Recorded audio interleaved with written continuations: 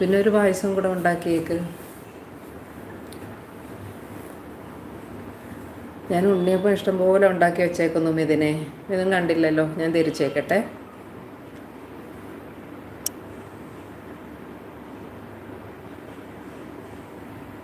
കണ്ടോ കണ്ടോ കണ്ടോ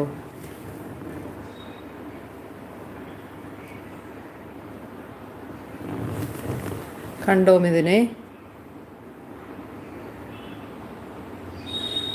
ഓക്കെ ചേച്ചി, പിന്നെ വരാം, കുറച്ച് ജോലിയുണ്ട്. ഓക്കേടാ ഓക്കേടാ, ഓക്കെ ഓക്കെ, ബൈ സുനി.